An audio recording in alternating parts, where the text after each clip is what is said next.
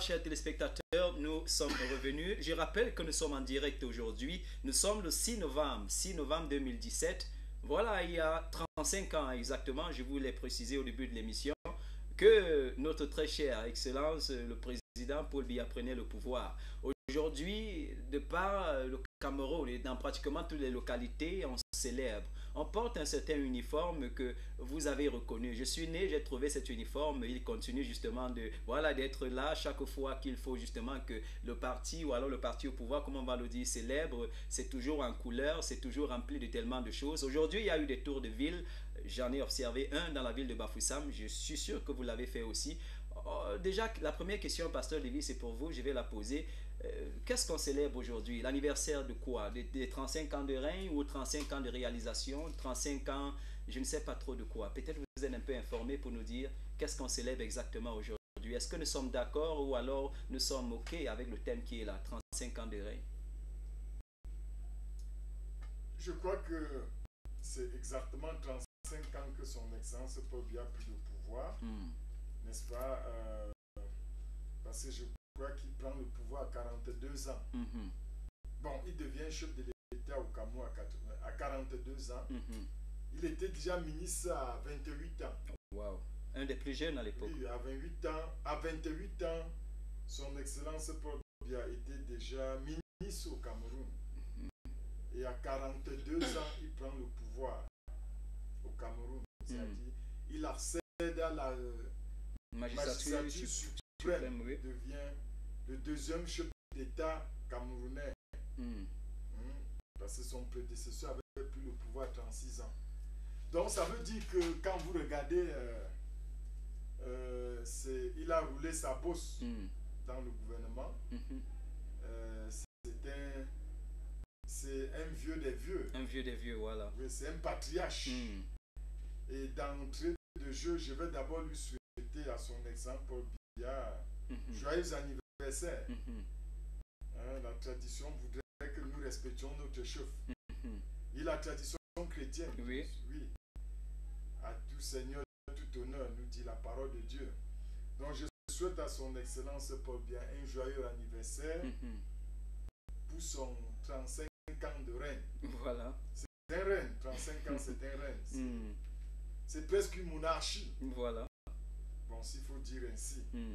Bon, donc aujourd'hui, le 6 novembre, chaque 6 novembre, ses amis essaient de festoyer, n'est-ce pas, un an de plus passer au pouvoir. Voilà. Bon, bref, c'est ce que son parti politique fait. Ils sont en train de festoyer, n'est-ce pas, les 35 ans de règne de son Excellence Paul Biya. Mais déjà, la question que je pose, je continue avec vous, Pasteur Lévy, ça ne concerne que le parti au pouvoir ou alors tous les Camerounais? Est-ce que tous les Camerounais aujourd'hui étaient conviés, invités justement à ces célébrations qui ont pris part ici et là? En passant quelque part vers la maison du parti, justement, j'ai vu des gens entrer et je me suis rendu compte que n'étaient admis à l'intérieur que ceux qui avaient la tenue du parti. Est-ce que c'est 35 ans justement de règne pour le parti? Parce que je sais que quand il prend le pouvoir justement en 1982, le RDPC n'existe pas encore. Pourquoi se fait-il aujourd'hui que lorsqu'on veut célébrer les 35 ans de règne, il se fait justement qu'il n'y a que le RDPC qui est admis justement à entrer dans les maisons de parti et à célébrer, j'ai envie de dire, voilà, cet anniversaire-là? Bon, je ne sais pas si son Excellence Paul Biya lui-même est d'accord qu'on fête chaque année. Parce que tel que je connais mon chef de l'État, il a un gros souci pour le Cameroun, c'est le bien-être des Camerounais. Même dans ses discours, il laisse éclater toujours ça. Donc, Monsieur Biya a beaucoup plus... mais il faut dire que son langage n'est pas assez différent de tous les autres présidents. Il parle toujours de vouloir bien faire. On propose, on promet, on choisit de faire, mais je ne sais pas, son langage n'est pas assez différent. Quand vous dites que dans son langage, voilà, vous trouvez que il y a toujours cette volonté de vouloir bien faire pour les Camerounais. Est-ce qu'entre la volonté et ce qui est fait pratiquement, il n'y a pas un certain contraste, pasteur Lévy? Oui, effectivement, c'est vrai qu'à regarder le bilan sur le terrain, nous sommes loin de la réalité. Voilà des objectifs fixés par le chef de l'État. J'ai dit que dans ses discours, il a toujours laissé entendre aux Camerounais sa volonté pour le bien-être des Camerounais. Et l'une des choses qui me marque beaucoup dans cet homme, avant de revenir, son excellent Paul Biya, c'est toujours beaucoup quand il s'agit de l'intégrité nationale. Quand le territoire est attaqué, n'est-ce pas? C'est là où il sort vraiment ses griffes. Il est prêt à tout pour que le Cameroun reste indivisible. D'accord, on va essayer de voir tout ça dans les détails. Oui, pour revenir à la question que vous aviez posée. Vous savez, dans chaque parti politique, il y a ce qu'on appelle des fondeurs, des gens qui profitent. Ça veut dire que ils savent que la fête doit leur profiter. Parce que quand on dit la fête là, ils vont... C'est même l'occasion, même si je peux utiliser cette expression, de se faire un peu de l'argent au sein du parti, parce que il faut organiser les fêtes à gauche, à droite, et on sait ce que c'est qu'organiser des fêtes pareilles, parce que ça demande un budget. Il y a toujours des profiteurs. Donc il y a des gens qui font sûrement ce que je crois, en tant qu'un observateur de la scène politique au Cameroun, je pense qu'il y a des gens qui se font du beurre, de l'argent sur le dos de son excellence Paul Biya. Donc, tous ceux-là qui disent qu'ils fêtent, ils ne l'aiment pas, c'est leur poche qu'ils aiment, c'est des profiteurs. Non, il faut dire des vérités, c'est des profiteurs. Pour eux, c'est qu'ils profitent de la pluie, comme on dit, pour chier dans le torrent. Donc, ils savent que c'est une fête, quand on dit président national, ça doit mobiliser les gens. Quand on dit le président de la République du Cameroun, ça va mobiliser. Il y a toujours des débonnés qui vont donner de l'argent. Au fait, ne serait-ce que pour se blanchir, parce qu'il faut démontrer aux yeux des membres du RDPC qu'on aime le parti et qu'on a mis la main dans la poche pour la réussite de l'événement. Mais il y a des profiteurs derrière. Donc, cette fête, c'est beaucoup plus pour les profiteurs que l'image de son excellent Paul Biya lui-même. Voilà, pasteur Romuald, vous allez juste dire un petit commentaire quand même. Aujourd'hui, on célébrait quoi? C'était la fête du parti RDPC ou c'était les 35 ans de règne? Parce que si il s'agit des 35 ans de règne, je me dis que ça concerne tous les Camerounais et que si célébration il devait avoir aujourd'hui, tous les Camerounais devaient nécessairement être conviés justement ou invités à célébrer. Pourquoi aujourd'hui on a remarqué qu'il n'y avait que les gens en tenue de parti qui étaient concernés par la chose? Alors pourquoi est-ce que les courtisans et les courtisanes du président Biya se regroupent le 6 novembre? Je crois que ça prend sa genèse, n'est-ce pas? On est là le 3 novembre. Hein? Oui, on est le 3 novembre 1982 quand le président de la République convoque son successeur constitutionnel, à savoir M. Paul Biya, qui était Premier ministre d'alors. De ce moment-là, le président Aïdjo le convoque à sa résidence, n'est-ce pas? Et lui, il fait part, après une visite en Europe, qu'il allait démissionner et qu'il ferait de M. Biya son successeur constitutionnel. Je crois qu'on est le 3 novembre 1982 et il n'est pas loin de 10h15. Vous permettez, pasteur, je vais pas vous allez poursuivre. Je voudrais, chers téléspectateurs, il y a quelqu'un qui nous envoie un message pour nous dire que le volume est très bas et que quelque chose devrait être fait par rapport à ça. Vous permettez, chers téléspectateurs, on prend une petite transition. Nous allons revenir pour poursuivre, s'il vous plaît. Louez Jésus, louez Jésus. Mon rêve était de vivre le luxe, je savais pas ce qui m'attendait. Louez Jésus. Tous les samedis j'allais en boîte, je fumais 5 paquets par jour. Louez Jésus. Souvent les jeudis c'était les lundis, je sortais avec 5. Voilà, chers téléspectateurs, merci, nous voici revenus. Merci d'avoir attiré notre attention sur ce détail. Merci beaucoup. Nous allons poursuivre. Vous parliez de quelque chose, voilà, 1982, je crois. Oui, je disais le 3 novembre 1982, le président de la République convoque, n'est-ce pas, son premier ministre de l'époque, à savoir l'actuel président Biya, et lui fait part, n'est-ce pas, de sa décision de démissionner. Il faudrait qu'on sache qu'il revient d'une visite médicale à Paris.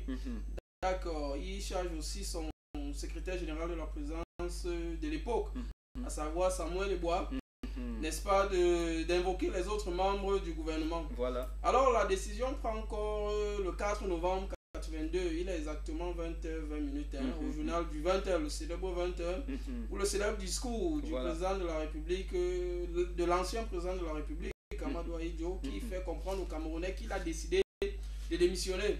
Il faudrait aussi comprendre également que les ministres de l'époque n'étaient pas d'accord du fait qu'il démissionne, mais il les a certainement rabroués. L'histoire dit qu'il les a rabroués en disant qu'il était furieux et il a demandé à ses ministres s'il voulait qu'il s'écroule lors d'un discours tout et tout, parce qu'on lui aurait fait comprendre, je parle au conditionnel, qu'en France là-bas il serait très malade et qu'il était en phase terminale.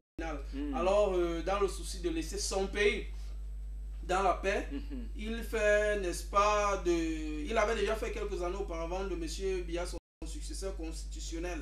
Il faudrait aussi rappeler que les intentions du président Amadou Ahidjo n'étaient pas toujours pures, parce qu'on savait, selon certains historiens, et les faits que nous avons, c'est qu'il avait l'intention, n'est-ce pas, de manipuler, de tirer les ficelles à distance, de manipuler l'actuel président de la République.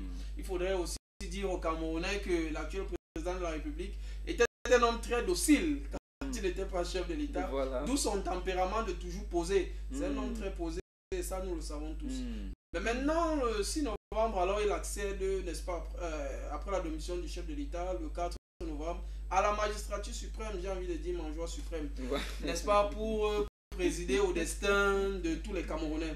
Donc je crois que ces courtisans et ces courtisanes, tous les 6 novembre, n'est-ce pas, depuis un certain nombre d'années, 35 ans déjà, décident de se réjouir ensemble, n'est-ce pas, du fait que leur champion, candidat naturel, est assis sur le trône, ou alors est chef de l'État depuis un certain nombre de temps déjà.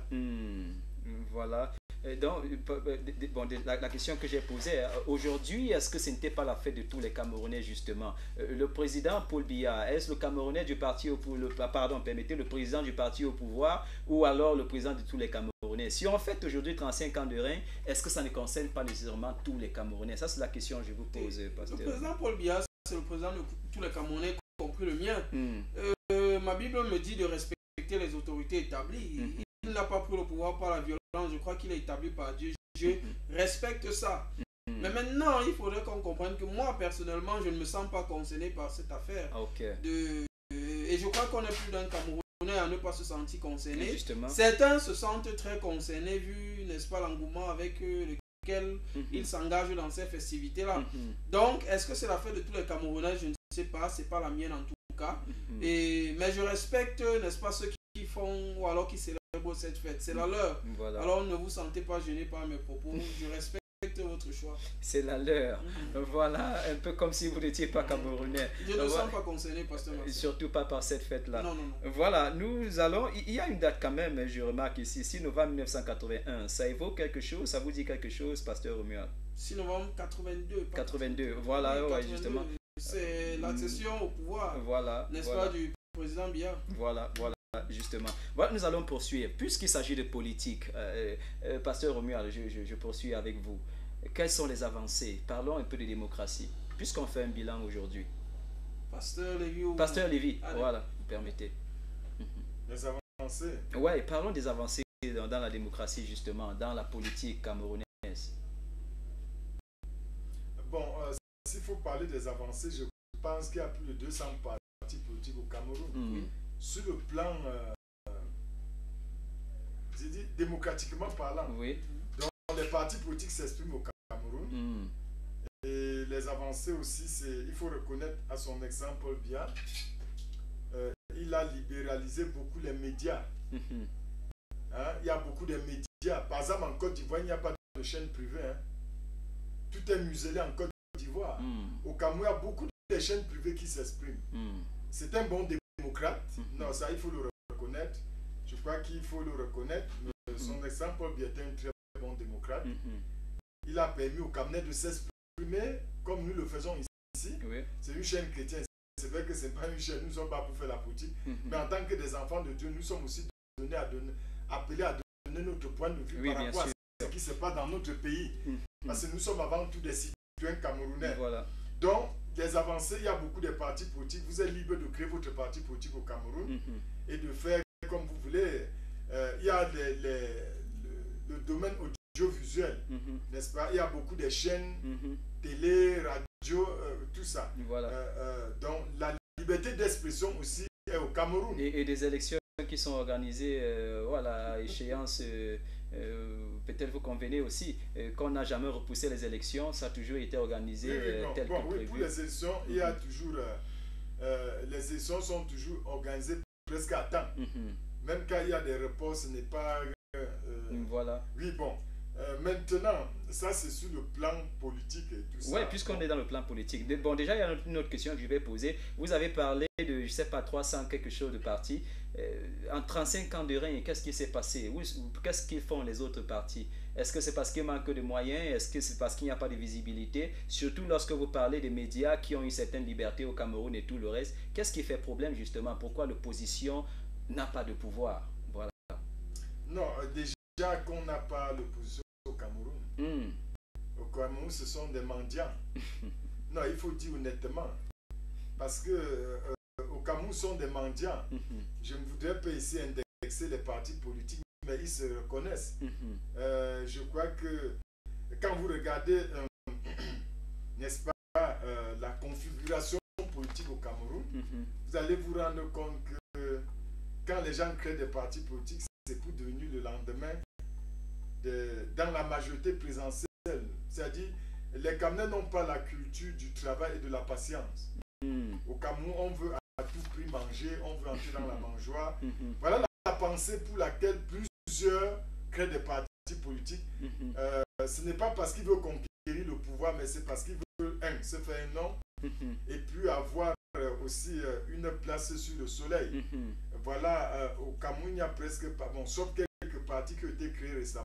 Oui. Je suis ici pour faire leur publicité. Voilà. Il y a quelques partis quand même qui se démarrent, des jeunes partis qui viennent d'être créés, mais tous les anciens partis là sont là seulement pour accompagner le parti au pouvoir. C'est-à-dire tous ceux-là qui nous ont fait rêver, qui vont, d'autres sont levés, on doit chasser, je ne sais pas ce qu'ils voulaient chasser. Voilà. Ils sont devenus plutôt les chasseurs, sont devenus les chassés aujourd'hui. Bon, c'est-à-dire qu'ils sont devenus plutôt des gens qui accompagnent le parti au pouvoir. Donc, en réalité, quand vous voyez les partis politiques dits conventionnels, un peu comme les églises conventionnelles, ce sont des partis politiques stagnants. C'est que c'est des mangeoires, ils sont là juste pour leur vendre. C'est tout. Et je crois que les Camerounais sont en train de comprendre, voilà, n'est-ce pas, cela. Maintenant, il y a un autre problème, je crois qu'on doit aussi entrer dans ces détails. Le bilan sur le plan économique. Non, on va revenir sur ça. C'est un bilan justement, on va faire le tour. Ça, c'est très sûr. Donc, Pasteur, pour oui, allez-y. C'est pour dire que aujourd'hui, comme je l'ai toujours dit, vous voyez le fait que les gens s'agitent, les agitateurs du RDPC, c'est beaucoup plus pour leur vendre que pour le parti. Donc, parce que quand vous avez parlé tout à l'heure de cette fête, vous savez ce qui fait que les Camerounais ne sont pas trop impliqués. Le Camerounais aujourd'hui se soucie de son ventre. Qu'est-ce que ma famille doit manger pour dormir? Donc, et puis les Camerounais voient ça d'un mauvais œil, comme ceux un peu qui ont tout, je veux dire, cristallisé. Des gens qui fêtent parce qu'ils ont des positions dans le gouvernement, ils sont des directeurs des entreprises, des ministres, ils ont toutes les raisons de fêter parce que ils ont les moyens. Bon, les Camerounais regardent comme ça. Vous savez, c'est le quotidien qui importe les Camerounais. Voilà pourquoi les Camerounais ne s'impliquent pas trop, n'est-ce pas, dans cette fête. Parce qu'ils se disent c'est des dépenses de plus. Ce sont des dépenses de plus. Et surtout que ça part dans la poche des profiteurs du RDPC.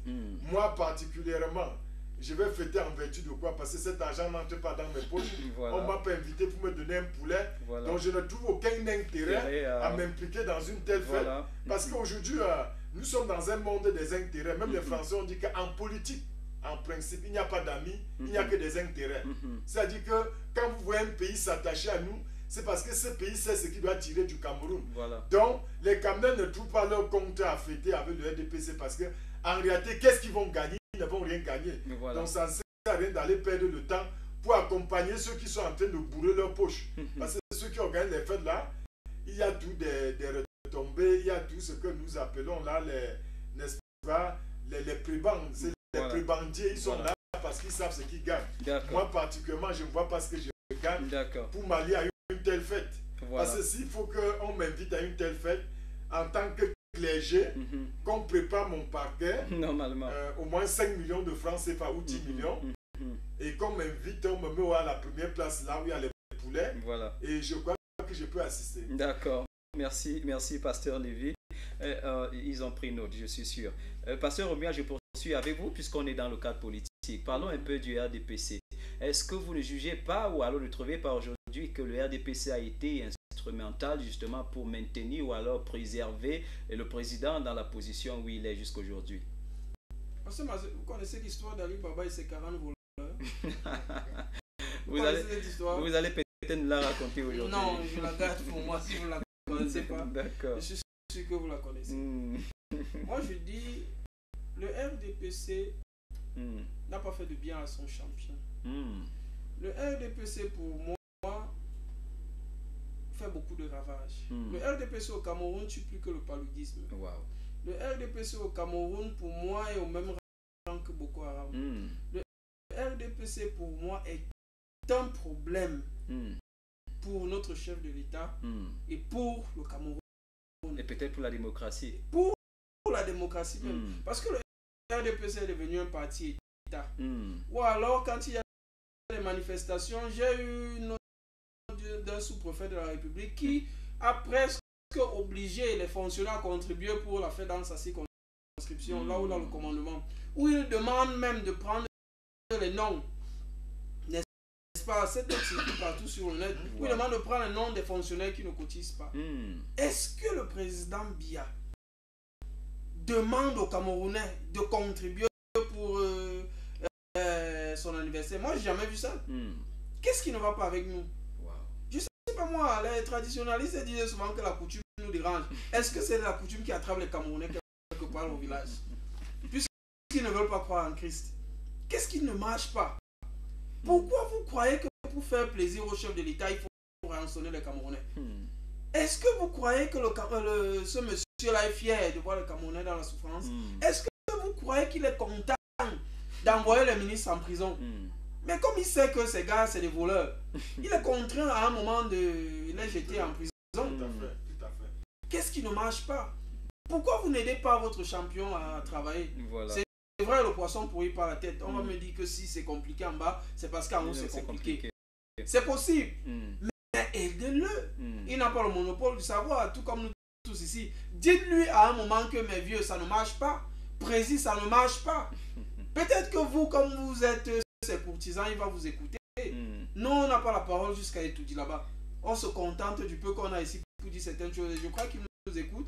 Aux dernières nouvelles, il essaye de faire un certain nombre de choses ces dernières années pour le Cameroun. Mais qu'est-ce qui ne va pas donc avec ces gens-là? Pourquoi sont-ils plus soucieux de leur ventre que de ceux pour qui ils travaillent? Parce que le ministre de la République travaille pour le Camerounais. C'est nous, il est payé avec mes impôts. Mais pourquoi mon travailleur se prend la tête? Il croit qu'il est plus intelligent que moi. Pourquoi ils nous prennent pour des idiots? Pourquoi ils pensent qu'on ne voit pas ce qu'ils font? RDPC ou CPDM, comme les anglophones vont dire, c'est une véritable machine. Vous consentez avec ce qu'ils nous disent que rien ne peut déstabiliser, ni maintenant ni après. J'ai rencontré des gens aujourd'hui qui ont dit rien ne résiste au temps. Le temps de Dieu, c'est le temps de Dieu. Non, mais là, ça fait presque 35 ans. Il faut dire que le RDPC a été créé quelques années. Je vais vous dire un secret que vous connaissez certainement.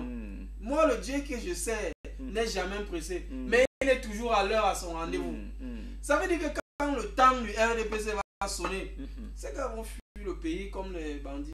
Oui, mais puisqu'on fait un bilan aujourd'hui, à votre avis, c'est quoi la force du RDPC? C'est le peuple lui-même qui soutient, qui est là, qui accompagne, ou alors c'est ses gros moyens, à votre avis, ou c'est son projet? Voilà. Qu'est-ce qui fait la force justement de ce parti-là? Je vais reprendre les paroles d'un jeune qui a dit que ce pays était jadis un peuple de travailleurs, mais on a fait un peuple d'envieux, un peuple d'opprimés, un peuple qui n'est plus capable, n'est-ce pas, de penser du bien de son frère. En réalité, c'est ce qu'on a fait. Alors la force de cette machine destructrice qui est le RDPCG arrive, c'est de faire comprendre aux Camerounais qu'ils sont des sous-hommes, Oh là là. qu'ils ne valent pas mieux que ceux qui sont là-haut. Mm. Pourtant, c'est totalement faux. C'est des histoires qu'on fait croire aux Camerounais. Mm. Ils font croire aux gens, ces gars ont les mêmes diplômes que nous on a dans les universités, Mhm. que vous avez, que le pasteur Lévy a. Mhm. Mais ils vous font croire qu'ils sont des super-hommes et que vous êtes des sous-hommes. Mhm. C'est ça la machine machiavélique. Non, mais si les choses se passent tellement bien dans le parti, pourquoi tous les Camerounais, justement, n'adhèrent pas? Qui vous a dit que les choses se passent bien dans le parti? Ok, d'accord. C'est la nuit des longs couteaux.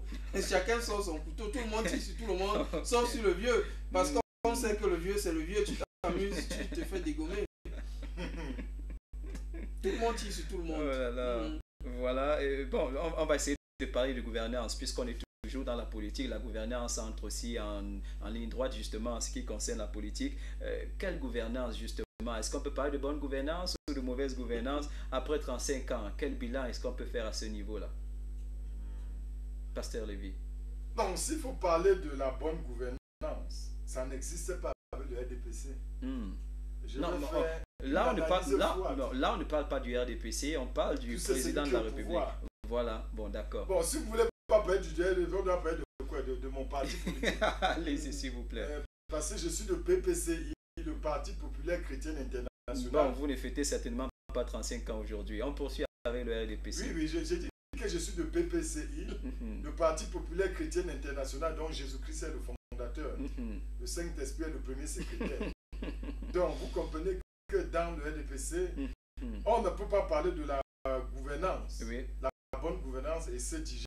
Ils ne sont pas un modèle. Mhm. Le RDPC, en principe, n'est pas un modèle parce que dans le RDPC, c'est des vautours. Mhm. Moi, je l'ai toujours dit. Mhm. Son excellence est pas bien entouré de très mauvaises personnes. Mhm. Des gens sans foi ni loi. Ça, il faut le dire. Parce que quand vous regardez comment le Cameroun est tombé si bas, avec toutes les richesses que Dieu a données dans ce pays, Mhm. le Cameroun ne devait pas être à ce niveau. Jadis, le Cameroun a aidé la Chine avec le riz de Tonga, Mhm. sous Haïdio. Mhm. Le Cameroun a aidé la Chine parce que la Chine était 1000 fois plus pauvre que le Cameroun. Mhm. Mais vous ne pouvez pas expliquer que 35 ans après, pendant que la Chine devient la deuxième puissance économique mondiale, On ne parle pas de première, là. oui, disons entre premier et deuxième, Mm. bon, il n'y a pas un très grand écart. Non, c'est Que la, oui, première. disons, la Chine est devenue, merci homme de Dieu, Mhm. la Chine est devenue quasiment la première puissance, alors qu'il y a moins de 40 ans, le Cameroun l'a aidé parce que la Chine était très pauvre. Mhm. Vous ne pouvez pas expliquer ce schéma-là, ça ne s'explique pas. C'est de la médiocrité plus. Ça veut dire, oui, parce que vous ne pouvez pas, écoutez, ça veut dire, quand on parle de la bonne gouvernance, Mhm. si quand un pays est bien géré, ça doit se ressentir sur la population. Mhm. Le panier de la ménagère, Mhm. par exemple, les gens vont aller dans les grandes écoles, les gens vont bien se soigner, le peuple sera à l'aise. Je vais vous prendre un cas, un petit pays en Afrique Mhm. qui n'a que, même si nous parlions aujourd'hui là d'un pays, regardez par exemple la Guinée équatoriale. Oui. C'est un exemple en démocratie, c'est un exemple en bonne gouvernance. C'est pourquoi vous voyez, même les Occidentaux se lèvent contre la Guinée équatoriale Mhm. parce qu'on sait ce que le président Obiangema a fait de ce côté-là. Mhm. C'est un paradis terrestre. Mhm. J'ai dit la petite Guinée qui n'a que le Bien pétrole. sûr, bien sûr. Donc voilà l'exemple d'une bonne gouvernance. Kadhafi l'a démontré à suffisant quand Kadhafi régnait en Libye. Mhm. Qu'on peut être bien avec ce que Dieu a donné. Mhm. Mais il n'y a qu'au Cameroun, on a le pétrole, on a l'or, on a le diamant, on a le bois, on a tout. De l'eau en quantité, même l'énergie, il n'y a pas. Mhm. Ça veut dire tout simplement que c'est un très mauvais parti en termes de gouvernance. Mhm. Dire que le BNDPC est un modèle en bonne gouvernance, c'est être aveugle, c'est être un insensé, parce qu'il n'y a que des insensés ou les marionnettes du RDPC, parce que vous savez, quand vous êtes dans un bateau, vous devez chanter la chanson de votre maître, danser sa chanson. Oui. Il y a des, moi je les appelle il y a des déséquilibrés dans ce parti qui peuvent dire que ça marche, mais quand honnêtement vous faites une analyse objective en tant qu'un Camerounais, Mhm.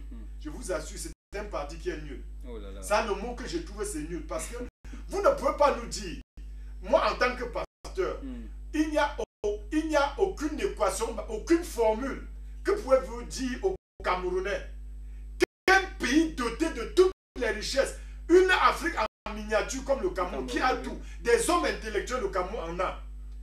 C'est-à-dire, on a des têtes pensantes. Ouais. On a des gens capables de booster l'économie camerounaise si l'occasion leur a donné. Et on a les moyens de notre politique parce que même la Chine va seulement tirer dans d'autres pays pour se développer. Mais nous n'avions... Le Cameroun a tout. En tant qu'un pays, c'est-à-dire ce qu'on appelle l'Afrique en miniature, le Cameroun a tout pour être la première puissance économique en Afrique. Mais on ne peut pas m'expliquer. Voilà. Quelle est la formule que vous allez utiliser pour dire au Cameroun qu'un pays comme le Cameroun, dont Dieu a tout donné, c'est-à-dire que 57 ans après l'indépendance, il est devenu l'un des pays les plus pauvres, au point que même les simples routes, parce que le Cameroun n'a pas de route, on a des pistes, et même des pistes mal entretenues. Vous, en parlant de route, j'étais avec une dame aujourd'hui pour que j'ai beaucoup de respect. En regardant les routes, elle a dit ceux qui ont fabriqué les motos, c'est comme s'ils les avaient fait pour le Cameroun, parce qu'il n'y a que des motos qui peuvent rouler au Cameroun. Oui, oui, effectivement, c'est ça que j'ai dit.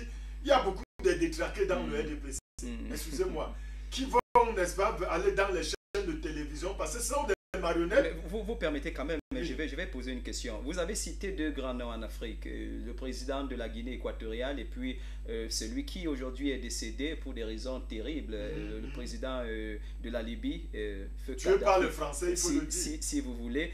Voilà, qu'est-ce qui fait problème au Cameroun? Est-ce que c'est une question d'alternance? Parce qu'on sait que dans ces pays-là, les deux, l'un en Guinée équatoriale, ça fait très longtemps qu'il est là. L'autre, Kadhafi, il était aussi là, ça faisait très longtemps, justement avant qu'on l'assassine finalement. Qu'est-ce qui fait problème au Cameroun? Est-ce que c'est le manque d'alternance ou justement la mauvaise gouvernance? Est-ce qu'à un moment donné, s'il y avait l'alternance, les choses auraient été différentes? Ou vous serez prêt à accepter un président qui fait 35 ans et même 50, à moins qu'il travaille bien?